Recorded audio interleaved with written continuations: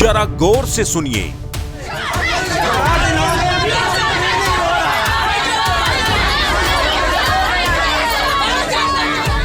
इस शोर को एक बार फिर गौर से सुनिए।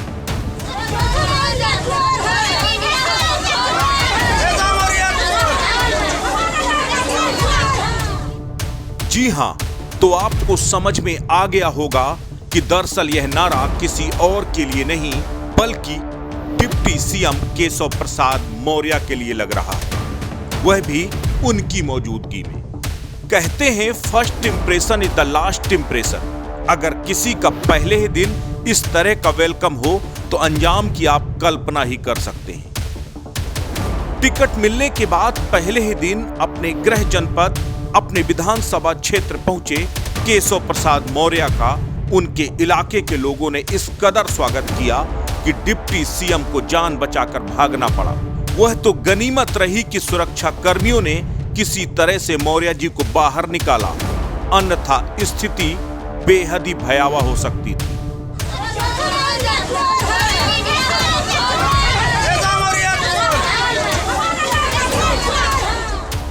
यह तस्वीर है सिराथू के गुलामीपुर गांव की, जहां केशव प्रसाद मौर्य अपना टिकट घोषित होने के बाद अपने विधानसभा क्षेत्र में प्रचार प्रसार के लिए पहुंचे थे। जैसे ही डिप्टी सीएम का काफिला गुलामीपुर गांव पहुंचा और केशव प्रसाद मौर्य गाड़ी से उतरकर एक घर में दाखिल हुए, वहां पर पहले से ही मौजूद भीड़ ने डिप्टी सीएम को घेर लिया और केशव मौर्य चोर है, वापस जाओ के नारे लगाने लगे।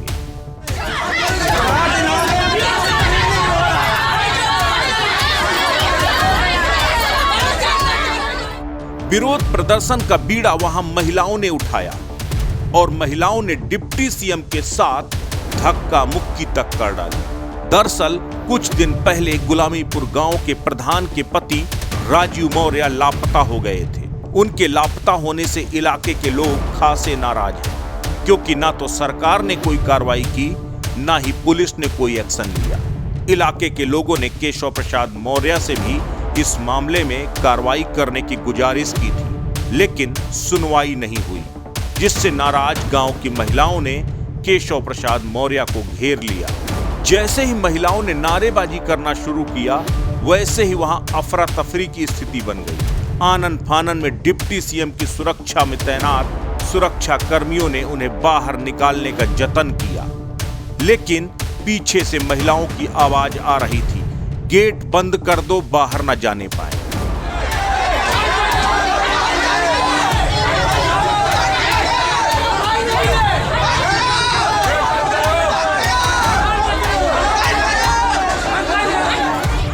जाहिर तौर पर वहां डिप्टी सीएम को बंधक बनाने की साजिश रची जा रही थी। इतना ही नहीं, केशव प्रसाद मौर्य की जरा इस तस्वीर को देखिए, कैसे मुंह पर उंगली रखकर केशव प्रसाद मौर्य लोगों को चुप रहने के लिए कह रहे हैं, लेकिन कोई भी कुछ सुनने और समझने को तैयार नहीं। हालात बिगड़ता देख सुरक्षा कर्मियों ने आनन फानन में डिप्टी सीएम को भीड़ से बाहर निकाला और तुरंत गाड़ी में बिठाकर काफिले को गांव से बाहर ले जाया गया।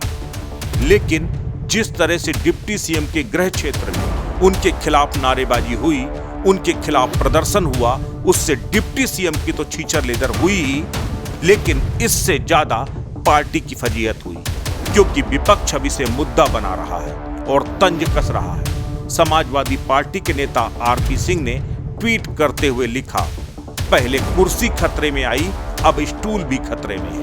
इसमें कोई शक नहीं कि डिप्टी सीएम केशव प्रसाद मौर्य का विरोध करने की एक सुनियोजित साजिश तैयार की गई थी और उसके लिए महिलाओं को मोहरा बनाया गया था। वजह कुछ भी रही हो, लेकिन विपक्ष चाहता था कि पहले दिन डिप्टी सीएम केशव प्रसाद मौर्य के खिलाफ प्रदर्शन कर उन्हें बैकफुट में लाया जाए, और कुछ हुआ भी ऐसा ही।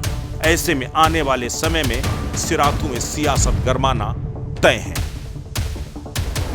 कौशाम्बी से अस्तित्व न्यूज के लिए प्रवीण तिवारी की रिपोर्ट।